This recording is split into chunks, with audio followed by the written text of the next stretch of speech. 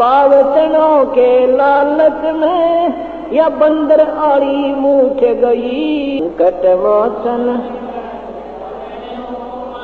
लकरण कि पावचनों के लालच में या बंदर आड़ी मूठ गई।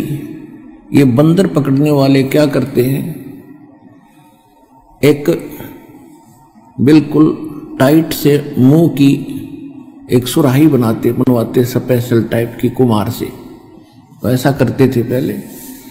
और वो क्या करते हैं, उसको मिट्टी में दबा देते थे, उसकी गर्दन थोड़ी सी ऊपर रहती थी, और जिसके अंदर से बंदर का हाथ मुश्किल से प्रवेश कर जाता था, और उसमें कुछ चने डाल देते थे, उसका खाद्य जो बंदर को पसंद होता था चने,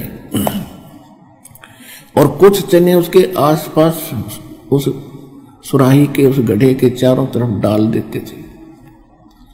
अब बंदर आता था पहले तो बाहर चने देखकर खाने के लिए वृक्ष से उतरकर, वो चने खाते खाता, फिर क्यों हम बेईमान तो हैं ही, अंदर दिखते ढेर सारे पड़े, तो हाथ फंसा के और मुट्ठी भर के, और फिर वो भागने की सोचता है। वो भागे कैसे, मुट्ठी फंस गई, मुट्ठी वो खोल नहीं सकता, उसका स्वभाव है, और टट्टी करे और चिल्लावे और मुट्ठी खुल नहीं, टर टर टर, उसको पता है कि मूर्ख न पता नहीं, न छोड़ दूं। तो बंदर को फिर ऐसे वश करके वो फिर बेचता है कहीं, फिर उसको सारा दिन नाच नचाते हैं, उसकी दुर्गति करते। तो हम ऐसे फंस गए आके, इस काल के ने ऐसा कर दिया हमारे साथ। अब ये झूठे सुख, छोटी मोटी कोठी बंगले या मूठ भरवा रखी हमारी, रिया हमारे पर छूटे नहीं, इतना हम बचा नहीं, आड़े चिल्लाए जाएंगे, रिश्ते पकड़े रहेंगे। अब परमात्मा ने क्या किया,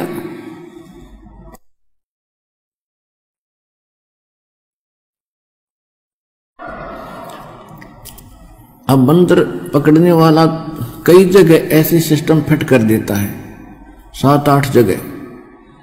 तो एक कोई भगत श्रद्धालु, कोई नेक व्यक्ति जा रहा था, उसने केले ले रखे थे अपने थैले में, सफर कर रहा था, उसने देखा भाई बंदर फंस गया, उसको मालूम था कि वो किस तरह जकड़ा हुआ है। उसने क्या किया, एक केला डाल दिया उसके हाथ की पहुंच से थोड़ा सा दूर, एक तो उसने फंसाए रखा था उसमें सुराही में, और एक देख लिया इतनी दूर तक इसका हाथ जाए, उसने इतनी दूरी पर केला डाल दिया। अब हम लालची सोचा ये बिठा ले, बंदर ने सोचा ये उठा, उधर ध्यान गया तो वो हाथ थोड़ा सा ढीला हुआ, चने छूट गए, वो हाथ निकल गया, वो केला उठा के भाग लिया। तो ये बाप के हाथ में केला दे दिया अपने दास ने, ये मैं उठा के भाजिए।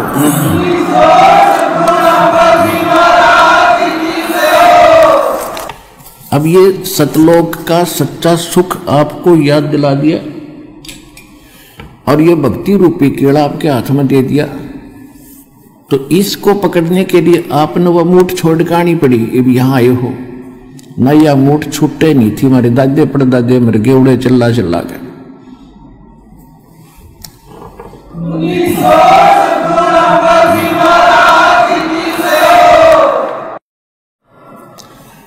अब परमपिता परमात्मा स्वयं आते हमें सुखी करने के लिए, और हम पहचान नहीं सके अपने भगवान को, इसलिए परमात्मा कहते मैं रोवत हूं सृष्टि को, और ये रोव मुझे। ये कहते हे सर्व संकट मोचनहार, हे समर्थ शक्तिवान, हे सच्चे भगवान। हम राम कृष्ण हनुमान के पुजारी थे, और जब आपत्ति आती थी लोग क्या करते, हे सच्चे भगवान।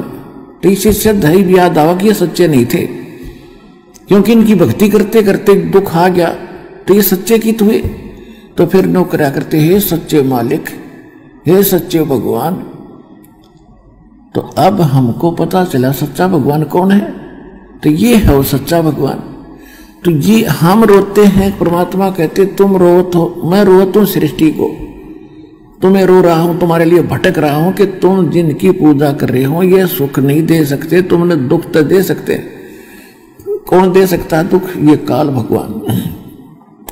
और ब्रह्मा विष्णु में ये शब्दों का, ये तो अपने ना सुख दे सकते ना दुख दे सकते, आपका किया कर्म ही दे सकते। और परमात्मा कहते मेरी शरण में आने के बाद तुम्हारे कर्म के अंदर, प्रारब्ध के अंदर, किस्मत के अंदर यदि कोई पाप कर्म भी अधिक है, उनको भी खत्म कर दूंगा, नाश कर दूंगा। मासा घटे न तिल बधे, विदना लिखे जो लेख, ये सच्चा सतगुरु मेट कर भाई ऊपर मार मेख। जम जो राजा से डरे ये मिटे कुरुम के लेख, अदली असल कबीर हैं ये कुल के सतगुरु एक। परमात्मा भी कहते हैं अमर करूं सतलोक पठाऊं, तात बंदी छोड़ कहाऊं, अजर अमर बंदी छोड़ हमारा नामम, अजर अमर है अस्थिर ठामम। जब ही सतनाम हृदय धरो, भयो पाप को नाश, जैसे चिंगारी अग्नि की बई पड़े पुराने घास। परमात्मा कहते हैं मेरे पास एक ऐसा जालिम मंत्र है, इसका सच्चे ढंग से, सच्चे संत से प्राप्त होने के बाद आपके असंग जन्मों के जो संचित कर्म हैं या प्रारब्ध के कर्म हैं, उनको ऐसे फूंक देगा जैसे सूखे घास को एक माचिस की तिल्ली से 1000 टन पड़ा हो, एक माचिस की सीख जला कर लगा दो, सारा बक्कड़ ठा देगी और फिर चलेगी तेज हवा, उसको कहीं का कहीं पटक देगी, ठाकर मैदान साफ हो जाएगा। ऐसे परमात्मा के सतनाम के अंदर वो पाप नाशक शक्ति है। जैसे सूरज के आगे बदरा, ऐसे कर्म छयारे, प्रेम की पवन करे चतुमंदर जल के तेज नयारे।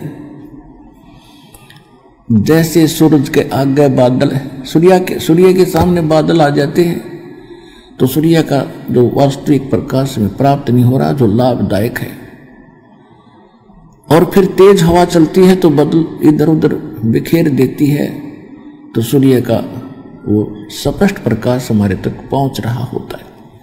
ऐसे आत्मा और परमात्मा के बीच में हमारे पाप कर्मों की ये बादल छा गए।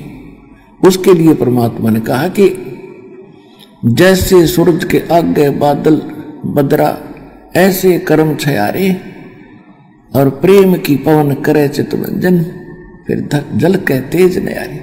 परमात्मा में प्रेम जागेगा। प्रेम जब जागेगा हम परमात्मा के गुणों से परिचित होंगे, हम फिर इसके ऊपर आसक्त होंगे, आशिक होंगे, कभी रोएंगे कभी गाएंगे, और सतलोक के उस सुख को हम रहकर याद करेंगे। तो फिर इस मंत्र के जाप से आपकी आत्मा साफ होगी। आत्मा साफ होगी तो आपका प्रेम बढ़ेगा भगवान में, परमात्मा की चर्चा चलेगी, आंखों से आंसू आने शुरू हो जाएंगे। तो वो प्रेम की पवन चलने से फिर वो प्यार के जो आंसू उमड़ने लगे, फिर परमात्मा में वो पापों का नाश होने लगेगा। ये पहचान होगी आपकी।